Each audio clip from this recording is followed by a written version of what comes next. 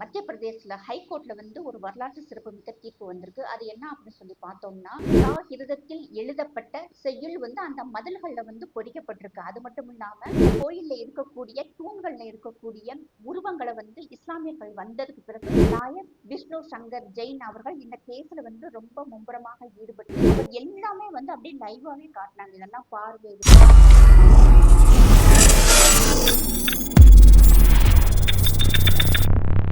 வந்தே மாதரம் சாமானியன் குரல் தேசியவாதிகளுக்கு எனது அன்பான வணக்கங்கள்.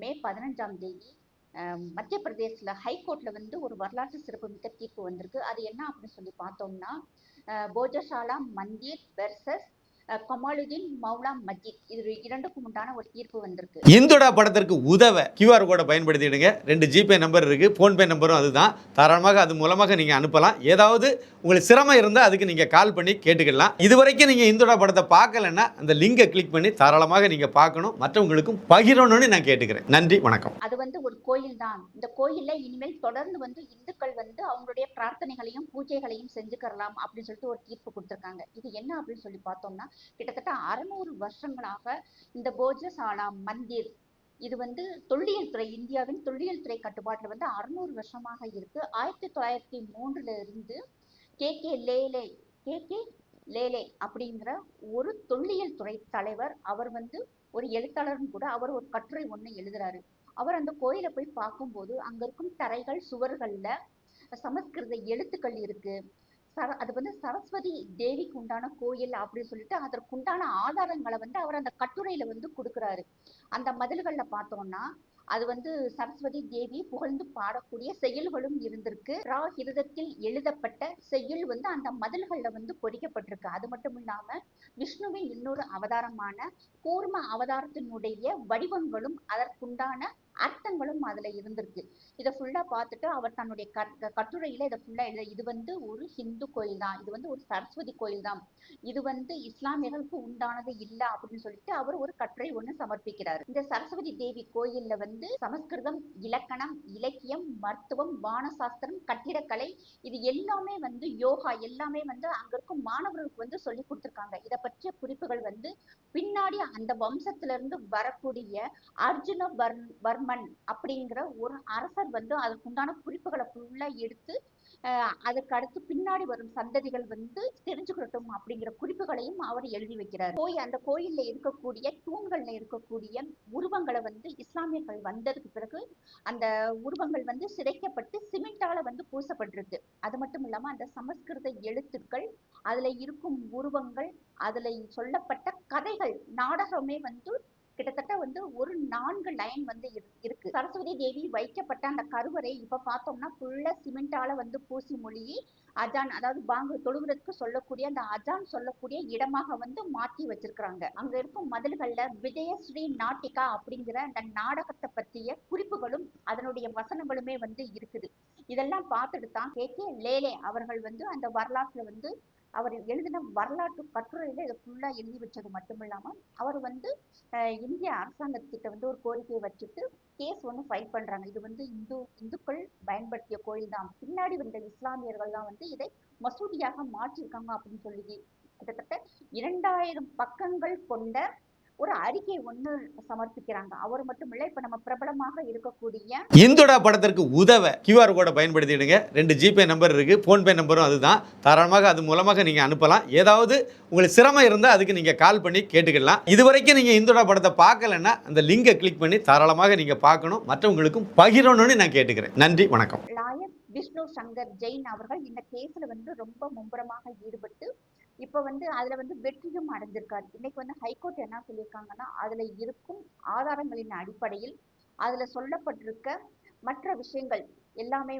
பார்த்து சரிபார்த்து, ஆமா இது ஒரு கோயில் தான், கோயிலுடைய ஸ்ட்ரக்சர் தான், அதுல இருக்கக்கூடிய அத்தனை விஷயங்களும், அதாவது அத்தனை சாட்சிகளுமே அது கோயில் இருந்ததுக்குண்டான அர்த்தங்கள் தான் சொல்லுது. அதனால இது ஒரு ஹிந்து கோயில் தான். இனி அங்க இருக்கும் ஹிந்துக்கள் அந்த கோயிலை பிரார்த்தனை செய்யறதுக்கு நாங்க முழுமையாக அவங்களுக்கு அனுமதி தர்றோம். அது மட்டும் இல்லாம வெள்ளிக்கிழமை இஸ்லாமியர்கள் அங்க இது வரைக்கும் தொழுகை செஞ்சுக்கிட்டு இருந்தாங்க, அதை நாங்க பேன் பண்ணிடுறோம், இனிமேல் அதை நீங்க தொடரக்கூடாது அப்படின்னு சொல்லிடுறாங்க. இப்ப இதை ஆல் இந்தியா முஸ்லிம் பர்சனல் லா போர்டு அவங்க என்ன செய்யறாங்கன்னா, இந்த ஜட்ஜ்மெண்ட்டை நாங்க ஏத்துக்கிற மாட்டோம், இது வந்து நாங்க சுப்ரீம் கோர்ட்ல நாங்க வந்து மேல வந்து அப்பீல் பண்ணுவோம் அப்படின்னு சொல்லியிருக்கிறாங்க.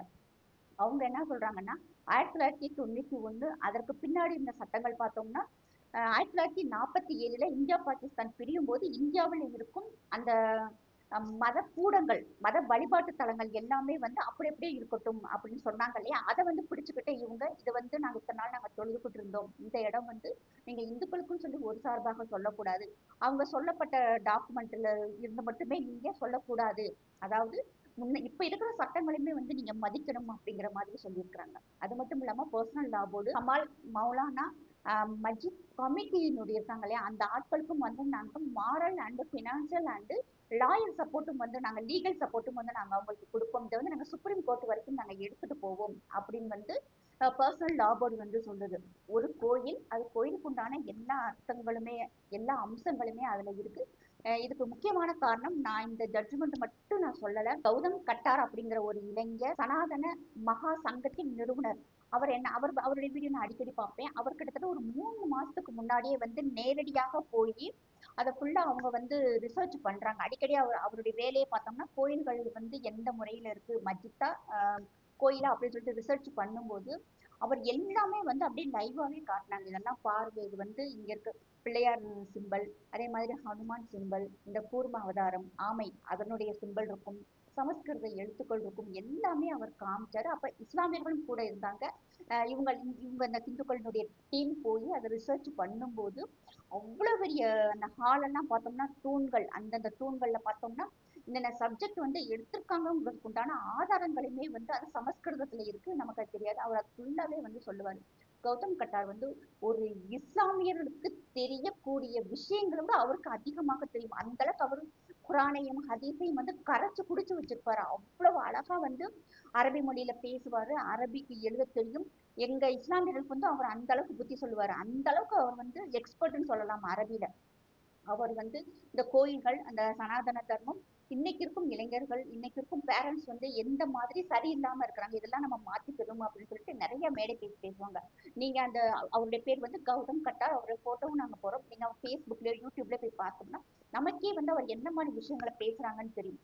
அதுக்கடுத்து இப்ப பார்த்தோம்னா விஷ்ணு சங்கர் ஜெயின் அவர்கள் வந்து இதுக்குண்டான மிகவும் மெனக்கெட்டிருக்காரு. இவரும் இவருடைய அப்பாவாகட்டும், இவருடைய அப்பா ஹரிஷ் சங்கர் ஜெயின் அவர் வந்து பாபரி மஸ்ஜித் கேஸ்ல அந்த 32 பேர் இந்த லாயர் குழுவுல இவர் ஒருத்தராக இருந்தவர். பாபரி மஸ்ஜித் வழக்கு வரும்போதேவும் இஸ்லாமியர்கள் சைடுல இவர்கிட்ட போய் அப்ரோச் பண்ணியிருக்காங்க. பாபரி மஸ்ஜித் கேஸ் நீங்க நடத்த போறீங்களா, எங்க சார்பாக நீங்க வாதாடுங்க, உங்களுக்கு வேண்டிய அத்தனை பினான்சியல் சப்போர்ட் எல்லாமே பாதுகாப்பு முதற்கொண்டு நாங்க தர்றோம் அப்படின்னு சொல்லும் போது இவர் வந்து அதாவது ஹரிசங்கர் ஜெயின் வந்து மாட்டேன் அப்படின்னு சொல்லிட்டாரு. அவர் என்ன சொல்றாருன்னா, அதாவது பணத்துக்கு ஆசைப்பட்டு நான் என்னுடைய தெய்வத்துக்கு எதிராக நான் போய் நிக்க நான் தயாராக இல்லை, என்னுடைய மனசாட்சிய நான் விற்கிறதுக்கு நான் ரெடியா இல்லை அப்படின்னு சொல்லிட்டு அந்த 32 பேர் இருந்த குழுவுல இவரும் ஒருத்தர் திறமையானவர். இவர் தான் வந்து நம்மளுடைய அரசியல் அமைப்பு சட்டத்திலேயே வந்து ராமருடைய படங்கள் இருக்குது, அதனால வந்து ராமர் வந்து அரசியலமைப்பு சார்ந்தவர் அப்படின்னு சொல்லிட்டு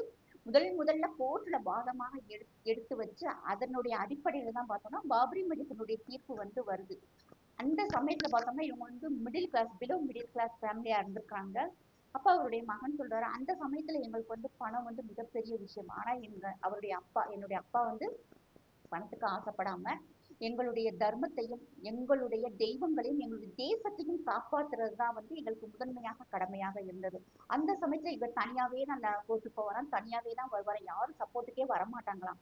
அது மட்டும் இல்லாம ஹைகோர்ட்லயோ சுப்ரீம் கோர்ட்லயோ இவங்க போய் வாதாட போகும்போது இவங்களுக்கு எந்த விதமான பாதுகாப்புமே இருக்காதாம். அப்படி இருந்துமே பார்த்தோம்னா இவர் தனியாகவே போய் நிறைய விஷயங்கள் வந்து அவர் தனியாகவே சமாளிச்சு வந்தார். எவ்வளவோ இஸ்லாமியர்கள் கூட இருந்தாலுமே வந்து தனியாக தைரியமாக வந்து அவர் போராடி வந்திருக்காரு. கிட்டத்தட்ட இப்பயும் பார்த்தோம்னா கியான்வாபி ஆகட்டும், தாஜ்மஹால் ஆக்ரா அதனுடைய கேஸ் எல்லாமே பார்த்தோம்னா கிட்டத்தட்ட 100க்கும் மேற்பட்ட கோயில் சம்பந்தப்பட்ட விஷயங்களை வந்து விஷ்ணு சங்கர் ஜெயின் அவர்கள் இளைஞர் தான் அவர் வந்து தைரியமாக எடுத்து கேஸை வந்து வாதாடி இன்னைக்கு ஜெயிச்சிருக்காரு. அவர் மட்டும் ஜெயிக்கல, அவர் கூட சேர்ந்த அந்த கௌதம் கட்டார் ஆகட்டும், இன்னும் நிறைய எழுத்தாளர்கள், வரலாற்று எழுத்தாளர்கள் இந்த விஷயங்களை ஃபுல்லாவே வந்து சோசியல் மீடியாவில் பேசினாங்க. அது வந்து ஒரு முக்கியமான காரணம். அப்பதான் வந்து மக்களுக்கு இது தெரியும். ஓ! இப்படி ஒரு விஷயம் இருக்கா அப்படின்னு சொல்லிட்டு. இந்த போஜசாலா கோயில் எல்லாம் பார்த்தோம்னா மிகவும் பெரிய கோயில். இப்ப சோசியல் மீடியாலாம் பார்த்தோம்னா, இஸ்லாமிய சகோதரர்கள் வந்து சாபா வித்துக்கிட்டு இருக்காங்க. நீங்கலாம் இப்படி அநியாயம் பண்ண போய் தாண்டா பெட்ரோல் இல்ல, டீசல் இல்ல, கேஸ் இல்ல, நாடு பிச்சை எடுத்துக்கிட்டு இருக்கு அப்படின்னு சொல்லிட்டு. அதெல்லாம் பார்க்கும்போது எனக்கு சிரிப்பா தான் இருக்கு. அப்படி ரொம்ப கஷ்டமா இருக்கு. வருத்தமா இருந்தா பேசாம சூடானுக்கோ, சோமாலியாவுக்கோ, எத்தியோப்பியாவுக்கோ கூட போயிடலாம். இங்க இருக்க எதுக்கு இவ்வளவு கஷ்டப்பட்டுக்கிட்டு இங்க இருக்கணும்? ஏன்னா இங்க பெட்ரோல் இல்ல, கேஸ் இல்ல, எல்லாரும் போய் தெருவில் நின்று எல்லாருமே இங்க பிச்சை தானே எடுத்துக்கிட்டு இருக்கோம். ஒருவேளை இவர் எதுவும் பிச்சை எடுக்கிறாங்களான்னு தெரியல. நாங்க யாரும் பிச்சை எடுக்கல. இங்க எல்லாருமே வந்து மற்ற நாடுகளை விட நம்ம நாடு இன்னைக்கு இங்க இருக்கும் மக்கள் அத்தனை பேருமே பார்த்தோம்னா நிம்மதியாகவும் சந்தோஷமாகவும் குறிப்பா பாதுகாப்பாகவும் இருந்துகிட்டு இருக்கும். அது வந்து நம்முடைய பாரத பிரதமர் மோடி அவர்களும் அவங்களுடைய டீமும் இங்க இருக்கிற ஒவ்வொருத்தருமே வந்து அதுக்கு நம்ம சப்போர்ட்டிவாக இருக்கணும். இடையில இப்படி இந்த சாபம் விடுறதுனால யாருக்கும் எதுவும் ஆக போறது இல்ல. இன்னைக்கு நம்ம வந்து பெட்ரோல், டீசல், கேஸ் 25 வருஷத்துக்கு முன்னாடி இவ்வளவு பயன்பாடே இல்லை. எல்லாருமே வந்து விறகடுப்பு தான் வச்சு எரிச்சுக்கிட்டு இருந்தோம், நடந்துதான் போனோம், சைக்கிள் தான் ஓட்டணும். இப்பதான் வந்து நமக்கு வசதி வாய்ப்புகள் அதிகமாக இருக்கிறதுனால நம்ம எல்லாரும், நான் வீட்டுல 4 பேர் இருந்தா 4 பைக்கு, காரை வாங்கி நம்ம நிப்பாட்டி லோனை போட்டு கூட காரை வாங்கி எல்லாரும் நிப்பாட்டிடுறோம். மறுபடியும் அப்படி ஒரு சூழ்நிலை வந்தா இந்திய பெண்கள் வந்து யோசிக்க மாட்டோம். தைரியமா நாங்க விறகடுப்பு வச்சு எரிச்சுக்கிருவோம். அதுக்கு கூட மோடி வந்து அலோவ் பண்ண மாட்டாரு. ஏன்னா இப்ப பார்த்தோம்னா 500 ரூபாய்க்கு பயோகேஸ் வந்து உத்தரப்பிரதேசலயும் மத்திய பிரதேசலயும் ப்ரொடியூஸ் பண்ணி விற்க ஆரம்பிச்சுட்டாங்க. இன்னும் கொஞ்ச நாள்ல தமிழ்நாட்டுக்கே வந்து அதே பயோகேஸ் வந்து வரப்போகுது. இப்பயுமே நிறைய மாநிலங்கள்ல பார்த்தோம்னா பயோகேஸ் அதிகமாக வந்துருச்சு. அது மட்டும் இல்லாம இப்ப எலக்ட்ரிக் அடுப்பு வந்துருச்சு. அந்த எலக்ட்ரிக் அடுப்பெல்லாம் நிறைய பேர் யூஸ் பண்ணலாம். நான்லாம் நிறைய யூஸ் பண்றேன். அதுலயே நமக்கு வந்து 3 லிட்டர் குக்கர் ஒண்ணு, 5 லிட்டர் குக்கர் ஒண்ணு இருந்தா போதும். அதுல வச்சே நம்ம அழகா அந்த ஒரு 2 நாளைக்கு நமக்கு கஷ்டமாக இருக்கும் அந்த சமைச்சு இறக்குறது. மத்தபடி பார்த்தோம்னா நமக்கு ஈஸி. கரண்ட்டுமே வந்து அதிகமாக ஆகாது. கிட்டத்தட்ட 10 வருஷமா நான் வந்து யூஸ் பண்ணிருக்கேன். இது வரைக்கும் 2 அடுப்பு தான் வந்து நான் எலக்ட்ரிக் அடுப்பு வந்து நான் மாத்திருக்கேன். ஒரு பிராண்டடா வாங்கிட்டோம்னா நமக்கு சேஃபா தான் இருக்கும். அதனால வந்து பெட்ரோல் இல்ல, டீசல் இல்லைன்னு சொல்லிட்டு யாரும் புலம்ப வேண்டாம். பெட்ரோல் டீசல் இல்லாம வாழ்ந்துடலாம். ஆனா இன்னைக்கு இருக்கும் அரேபிய நாடுகள், வளைகுடா நாடுகள் சோத்துக்கு சிங்கி எடுக்கணும். நம்ம நாட்டுல இருந்து அரிசி போகுது, பருப்பு போகுது, வெங்காயம், உருளைக்கிழங்குல இருந்து அத்தனை பொருட்கள் இங்க இருந்து தான் போகுது. ஆடம்பர பொருட்கள் இங்க இருந்து தான் போகுது.